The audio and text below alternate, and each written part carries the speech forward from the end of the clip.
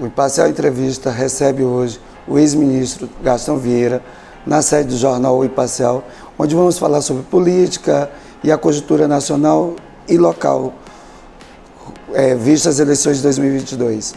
E como é que o senhor analisa aí essa indicação do ex-governador Geraldo Alckmin, do PSB, para ser vice na chapa do presidente Lula, para tentar vencer o bolsonarismo, que está chegando aí com essa força toda, como o senhor falou? Olha, o Lula, para ganhar, ele sempre cedeu. O Lula operário, barbudo, mal vestido, etc. e tal, deu lugar na mão do Duda Mendonça. Primeiro é um marqueteiro, depois é um marqueteiro que o transformou no Lulinha Paz e Amor.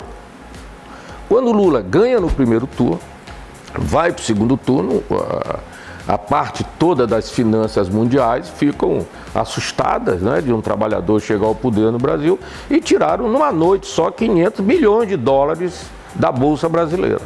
O que o Lula fez?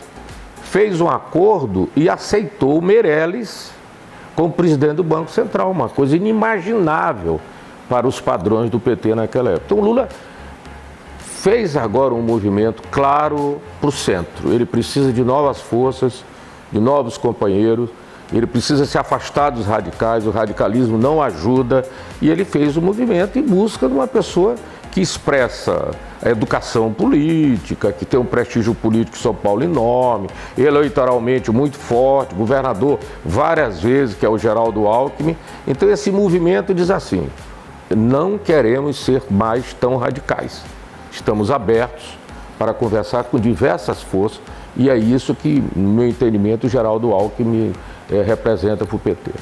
O senhor está com 76 anos, já foi deputado... Não, aumenta a minha idade, estou com 75. Já foi deputado estadual, deputado federal, ministro do Turismo, presidente do FNDE, além de ter ocupado outros cargos e outras esferas. E agora tenta uma vaga na Câmara Federal, novamente. O que a população do Estado pode esperar de um novo mandato seu? Essa é a resposta muito fácil para mim. Se você está assustado com uma possível derrota de Lula e vitória de Bolsonaro, e eu estou, se você está assustado com uma provável vitória de Bolsonaro, e eu também estou, você tem de ter uma vacina. E essa vacina é você ter um bom parlamentar, que atue no Congresso e que evite os exageros, evite o golpe, evite uma série de coisas. Ou seja, nós estamos focados na eleição do presidente, mas importante é você ter um conjunto de parlamentares que entendam a situação do país, que tenham uma ideia da gravidade da crise econômica, que está asfixiando a pobreza, é a maior inflação dos últimos 26 anos que nós estamos tendo, a preservação do regime democrático, a manutenção do Supremo Tribunal. Então, qual é o melhor antídoto para isso? Você ter um bom deputado. Então eu me coloco, sem nenhuma soberba, eu estou no 6º mandato de deputado federal, 6 vezes 4, 24, sou 24 anos. Tive 2 mandatos de deputado estadual, sou mais 8 anos, 32. Exerci esses mandatos quase todos. Uma vez não fui federal para ser secretário de Educação, na outra vez para ser secretário de Planejamento, na outra vez para ser ministro do Turismo. Mas eu acumulei, nem que não seja por mim, mas pela vida que eu já vivi, uma grande experiência. Eu acho que isso é uma coisa muito importante para o momento que nós estamos vivendo. É o que eu ofereço para a população, eu vou fazer falta lá. Agora, estamos agora com um novo comando aqui no governo, com o Carlos Brandão. E na sua avaliação, o que ele pode fazer de diferente para marcar essa gestão que vai durar até 31 de dezembro? Olha, entender que o tempo é curto.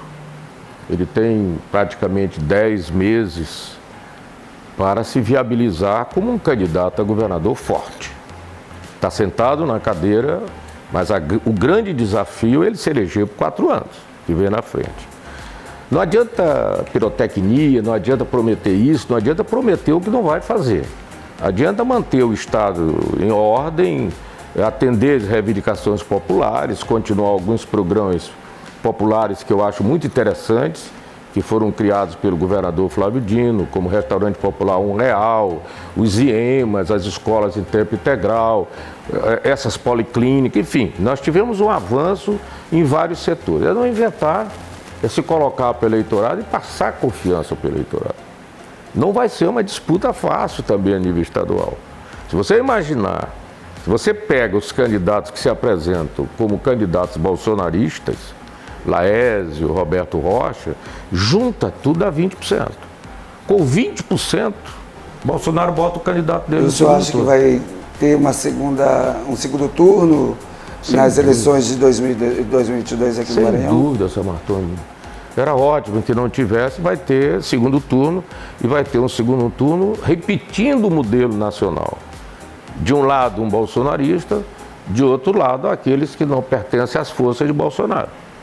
Não tem dúvida, isso vai terminar acontecendo. Apesar dos tropeços que tem, Roberto não se entende com Laésio não se entende com não sei quem, Everton não sabe se sai, se fica, se vai. Tem um fato político interessante. Na hora que o Everton tira a assinatura dele da CPI da educação, não há nada pior para um parlamentar que assinar uma CPI e depois ser obrigado a retirar a assinatura. Ele está sinalizando para quem? Está sinalizando para Bolsonaro. O que Bolsonaro tem? Um ódio mortal, doentio contra o Flávio Dino. Então ele vai fazer tudo para derrotar o Flávio, até acolher, quem sabe, o Everton como candidato dele. Isso é uma hipótese que se fala a boca pequena, mas eu estou falando aqui abertamente, por conhecer um pouco os meandros, e aí o bolo vai ser maior. O Everton já está candidato há muito tempo, tem um bom desempenho nas pesquisas, etc. e tal. Ele poderá fatalmente ter um desempenho muito melhor do que Laércio, que é um prefeito de uma cidade, nada contra a cidade pequena, de 9.000 habitantes, sem experiência, desconhecido, enfim. Eu acho que será uma eleição muito difícil. E para encerrar aqui, eu queria lhe perguntar, a eleição do governo do Maranhão hoje conta com esses dois candidatos, que o senhor pegou e elencou. Mas o que o senhor espera do próximo governador do Maranhão eleito, para que ele possa fazer um bom trabalho e desenvolver o Estado melhor do que ele já está hoje ou que pode ser amanhã? Olha, São Martoni, são tantos os desafios que nós avançamos. Cada governador do Maranhão deu uma contribuição num determinado setor. Rosiana deu a dela, Lobão deu a dele, Castelo deu a dele, enfim. Mas as coisas estão no mesmo ponto. Flávio cuidou muito bem do ensino médio, os IEMAs, as escolas técnicas, as escolas em tempo integral, mas a educação fundamental, aquela que é de responsabilidade dos municípios, esses 2 anos de pandemia foi fatal. O Maranhão andou para trás, se é possível andar para trás. Os meninos passaram 2 anos sem ir na escola. 50% desses meninos não querem voltar mais para a escola. Ou você vai atrás, pega, leva, ou eles não vão voltar. Então isso é um enorme desafio. A pandemia nos obrigou um desafio na área da saúde, né? A gente olhar para o SUS, cuidar do SUS, criar as policlínicas, etc. Mas a grande maioria da população não tem saúde. Não tem médico nos povoados. Você tem um médico que dá plantão na sede do município. E tem a fome. Que eu acho que o grande conflito do ser humano hoje é ter o que comer. 126 milhões de brasileiros não se alimentam de forma adequada e não tem dinheiro para comprar o alimento. E o Bolsa Família novo, que é do Bolsonaro, só atende 26 milhões de brasileiros. É tanto desafio, meu amigo, que eu só desejo a ele boa sorte. Eu me preparei muito para um dia ser governador, não consegui ser. Então eu espero que as pessoas não brinquem com isso de ser governador. Ser governador é uma coisa muito séria, é uma responsabilidade muito grande. Você tem de saber o que vai fazer. Não, eu quero ser governador. Não é assim. Não é assim. E eu espero que as pessoas entendam e façam uma renovação, né, muito forte nos meios políticos, para que a gente finalmente encontre esse nosso grande destino de Estado vocacionado para isso, para aquilo outro. Né? Desculpe, mas eu sou um otimista comedido. Eu não tenho mais tempo para me iludir com as coisas. Eu tenho tempo sempre para estar com o pé atrás com relação às coisas e procurar saber se essas coisas vão ou não acontecer. Gastão Vieira, obrigado pela entrevista e até uma próxima oportunidade.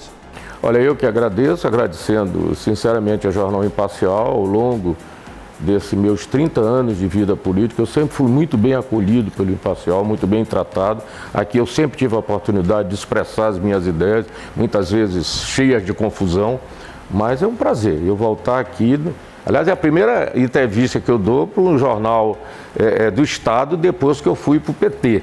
É exatamente para vocês. Obrigado mais uma vez.